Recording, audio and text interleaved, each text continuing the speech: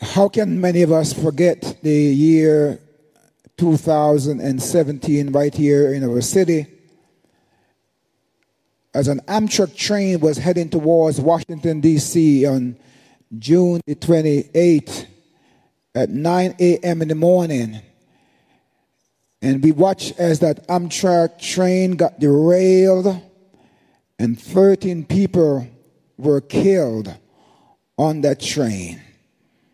And after months of investigation, they came to the sobering conclusion that it got derailed because the conductor fell asleep at the wheel.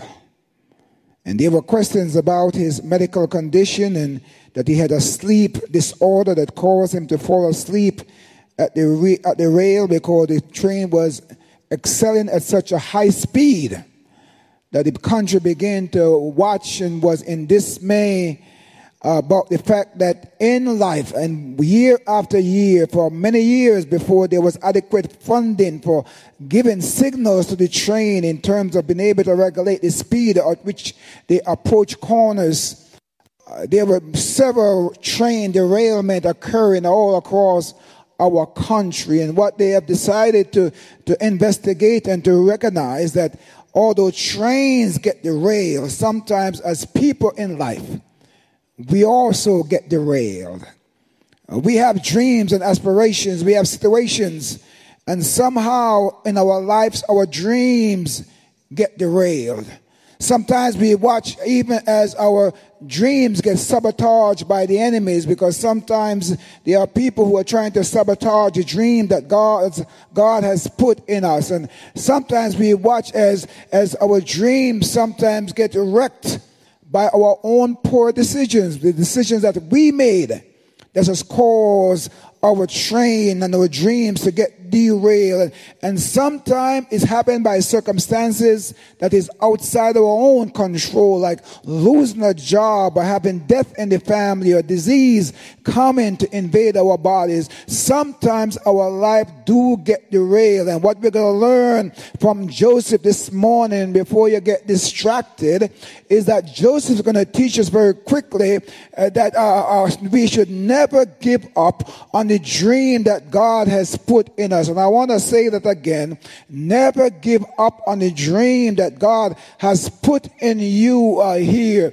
Because Joseph is going to teach us, if you use what you have in your hand, whatever you have in your mind, in your gut, in your spirit, God can make such a marvelous difference around the world with what you have. And what he wants us to learn, thirdly, is that we have got to learn to trust God. We have got to learn to trust God with what God has given to us, because God will make a way somehow.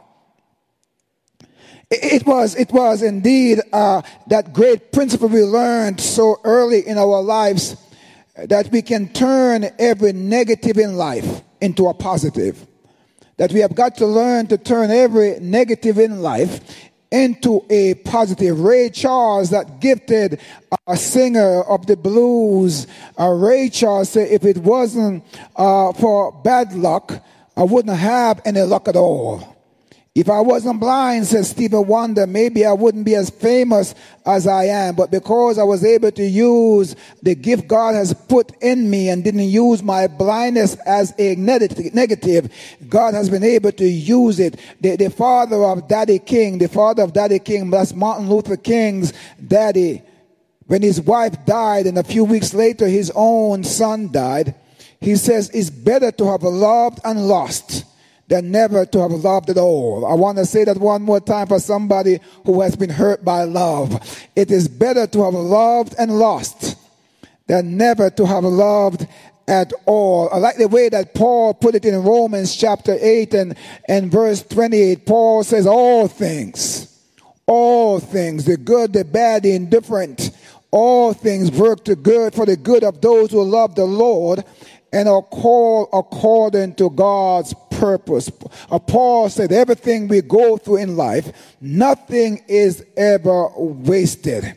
And Paul wanted to gleam and to kind of meditate on that for a little while, because the life of Joseph, I'll tell you, the life of Joseph is a life that is worth analyzing and thinking about, because if you're talking about despair and disappointment and depression, Joseph knows what it is to go through that week after week and month after month. And Joseph was able to use every setback as a setup for God to bring him back. Every setback was a setup for God to have a comeback. And when we understand that disappointments sometimes are really God's appointment. When we understand it, when we understand that what we think is a misfortune, a mistake that we have made, God can turn that into a ministry. That's the kind of thing that Joseph is going to talk to us about, to acknowledge that all of us have been derailed by something in life. You didn't know, and I didn't know, that we would end up in broken relationship. We didn't know we would lose our jobs. We didn't know that we wouldn't get into the college of our first choice, or the high school of our first choice, or the junior high school of our first choice. We didn't know we wouldn't get into that kind of a situation. We didn't know that our investment would turn from a 401k to a 201k. We didn't know that we would lose our job just before our retirement. We didn't know our children would break our heart so badly. We didn't know that disease would come in our way and begin to destroy our bodies. But in life, there's always disappointments here. There's always setbacks. There's always delays. There's always all kinds of negative things happen to us in life. And Joseph want to remind us this morning at least of 4 things. How did Joseph make such a comeback that he could say what he said in chapter 50 and verse 20? You meant it for evil, but God meant it for good, so he could save you and bring about your own salvation. How was Joseph able to sing that song? I want to drop at least 4 things this morning, 4 principles that I believe were the groundwork for Joseph to be able to say, we are going to make it through this. The first lesson that Joseph is going to teach us this morning, Joseph want to teach us that we have got to learn to dream again. Say that with me in your homes. We have got to learn how to dream again here. Joseph said, if you need to understand that everybody's dream will be derailed. Everybody trained will one day jump off the tracks. Everybody here will experience some kind of setback. When God saved us, when God called us, when we became a Christian, God put some dreams in us. God put some goals in us. God gave us a sense of purpose. And what he wants us to understand is that sometimes life will challenge us in ways that we are going to recognize that our dreams, our goals sometimes can be sidelined for a while. But we have got to get back on the path and pick up ourselves and begin to do what God calls us to do. Make it plain, Pastor. We need to know that Joseph came from a dysfunctional family. Just like your family and my family. There are no perfect families. He came from a dysfunctional family. His father loved him more than he loved the other brothers. He gave him a coat of many colors. This is your Sunday school lessons here in chapter 37 here. And Joseph, while he was a young boy, he couldn't keep his mouth because he had a dream in him. And when one day he had a dream about several sheep and how the other sheep around him was bowing down to his sheep. And he told his brothers, and his brothers asked him, how is that possible? Are you telling us that one day that we are going to bow down to you, Joseph? And because of that, and because of his coat of many colors, his brothers began to hate Joseph. And one day his father Jacob sent him to check on his brothers because they were now in the field. And he sent them, and while they sent them to check on him in the field. When they saw him coming, the Bible says that they were angry at Joseph, and they began to talk amongst themselves that they are going to kill him and allow his dream to die. And so they took Joseph and they put Joseph into a pit and sold him to the Egyptians. And they thought that would kill his dream. They thought a pit could kill his dream.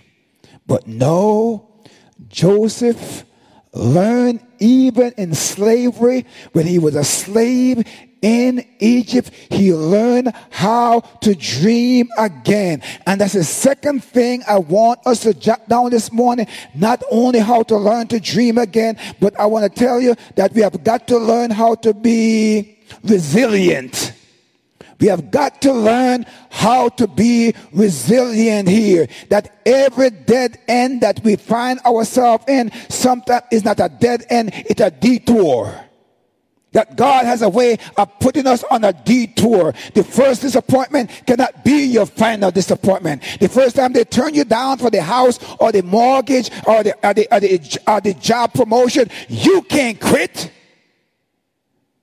And Joseph is going to teach us how to be tough.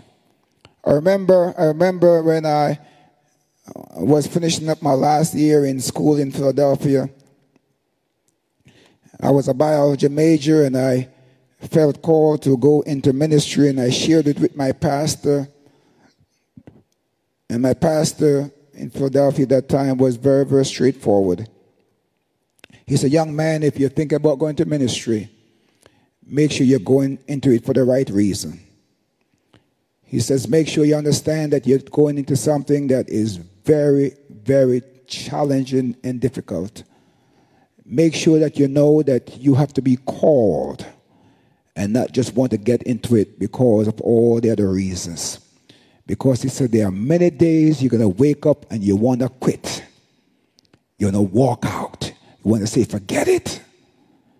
He said, make sure you know that God called you. Because if you're not called, when things get rough, when things begin to shake, you want to wake up. And I look back over those years now, and I say, he was so right. God has to call you for this, because when you get into a dead end, you better recognize that God has a detour. God can change and rearrange things and create new possibility here. And that's exactly what happened to Joseph in this particular situation. Joseph was 17 years old when he was put into slavery. 17 years old when he was stripped of his coat, when he was taken away from his family, when his brothers betrayed him, when he was bound and chained. 17 years old when he was dreaming about all that God wanted to do in him. And here he was now in slavery. And they noticed his gifting while he was serving there in slavery. And the Bible says that Potiphar noticed how gifted a slave he was. And so Potiphar moved him from the slave plantation and brought him into the palace. And while he was in the palace, let me show you how resilient he was. He continued to dream. And the Bible says that Joseph was a handsome man.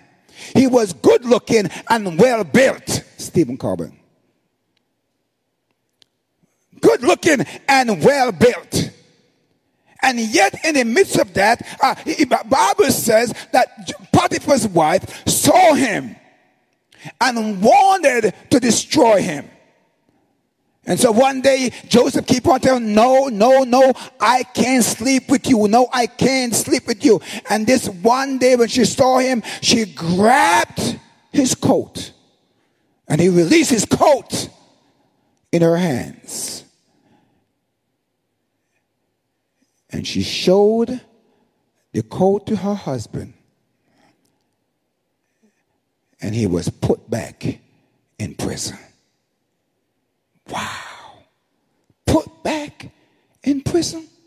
He gave up his coat, but he did not give up his character.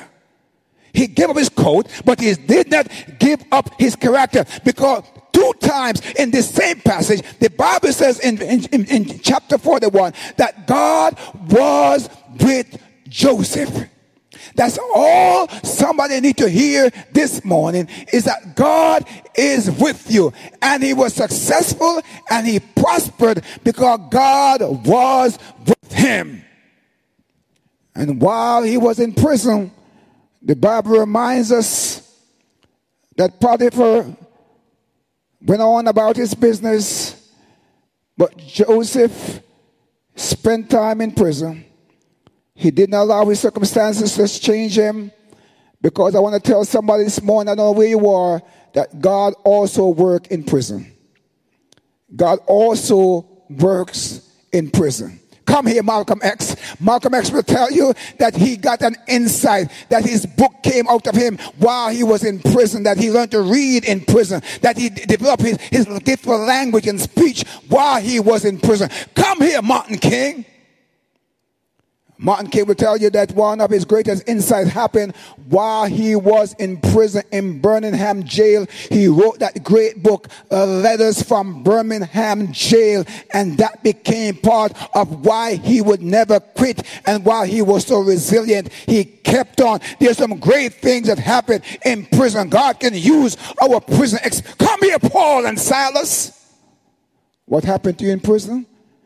He said God opened the chains and broke down the chains of the prison. And we were singing and praising God in prison. We had worship in prison that was transformative. Joseph said, you have got to be resilient. Even when you think you're at your dead end, God create a detour. And what we saw here with Joseph was God was with him. No wonder Isaiah said, and we say that so often, Isaiah 41 verse 2 and 3, if you go through the waters, behold, I'm with you, it shall not overshadow you. If you go through the fire, behold, it shall not consume you. I'm always with you. I will never leave you nor forsake you. Over and over again, it reminds us that God was on the side of Joseph. And the third thing that Joseph teaches us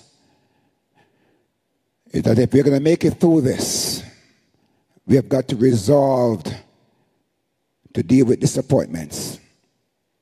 You have got to resolve not only to dream again, not only to be resilient, but he said you have got to learn how to resolve, how to deal with disappointment.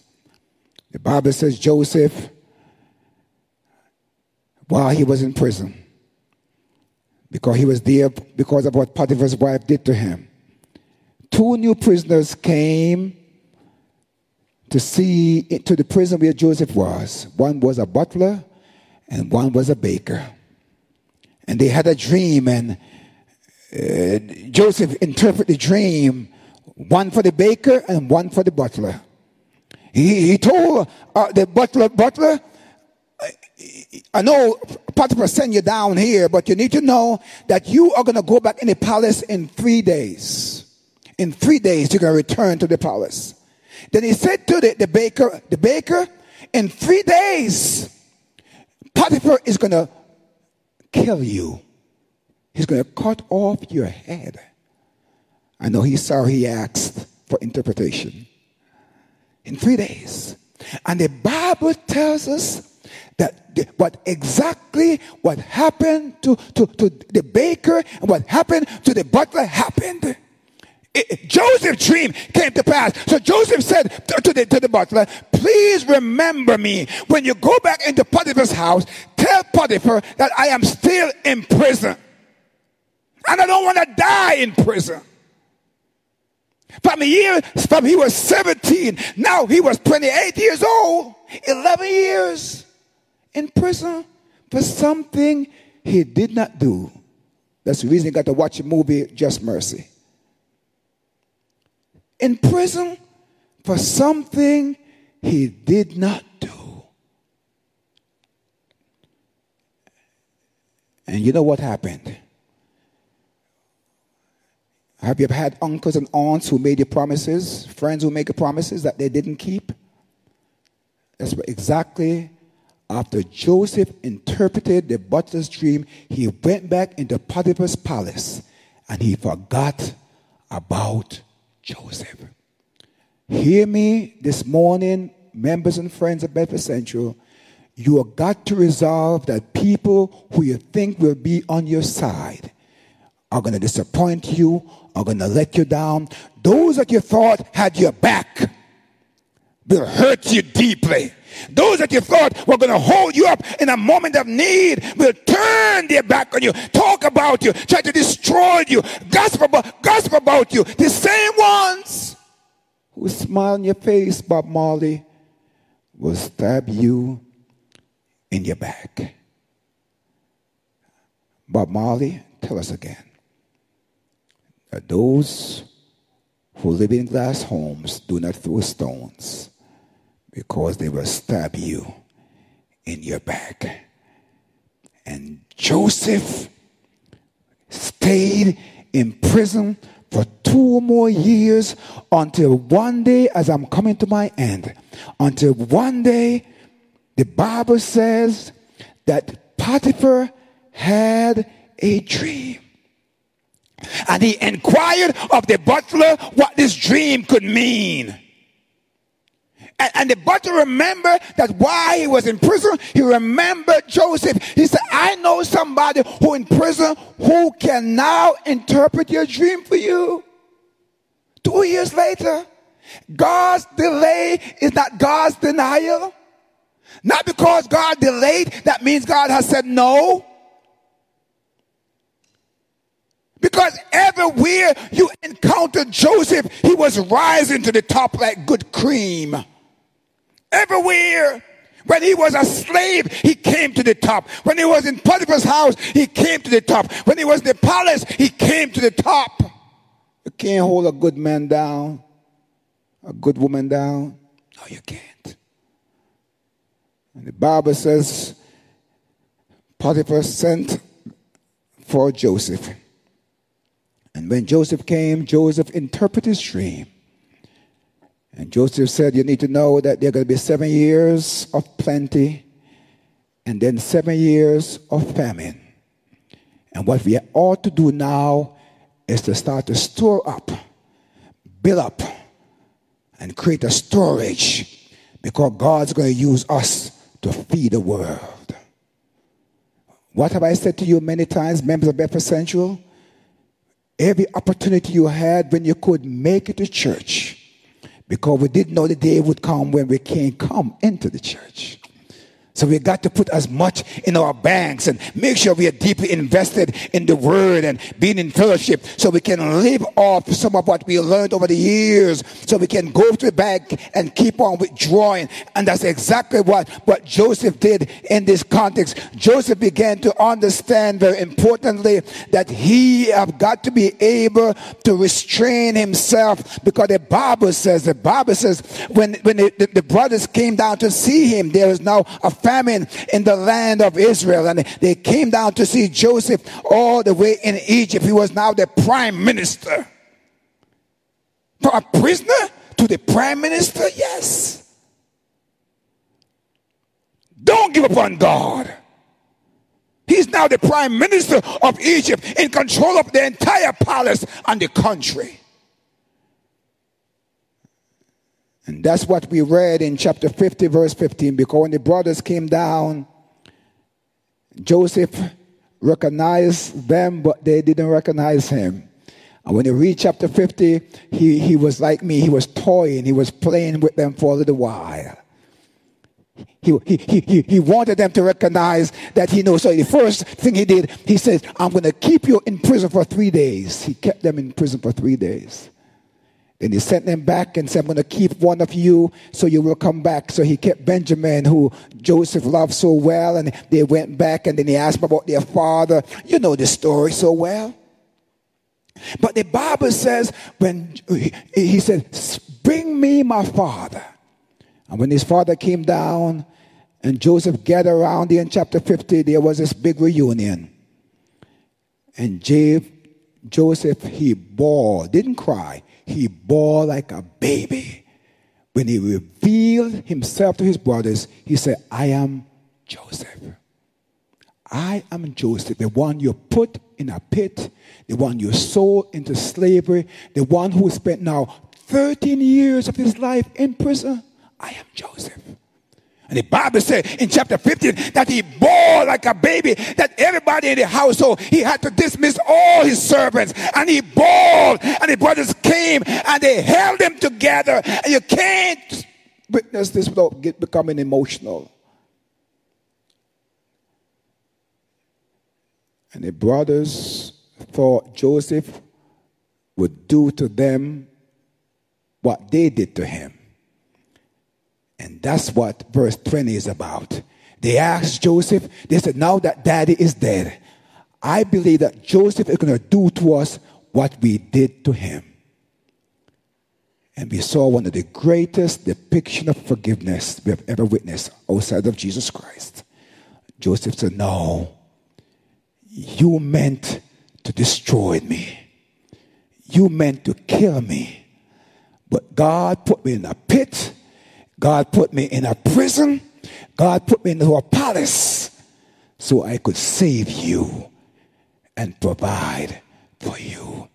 If I hadn't gone into the pit, if I hadn't gone into prison, if I hadn't gone into the palace, I wouldn't be able to save your lives. But God, Paul said, is able to work through our pit experience, our prison experiences, and our palace experiences to save the world.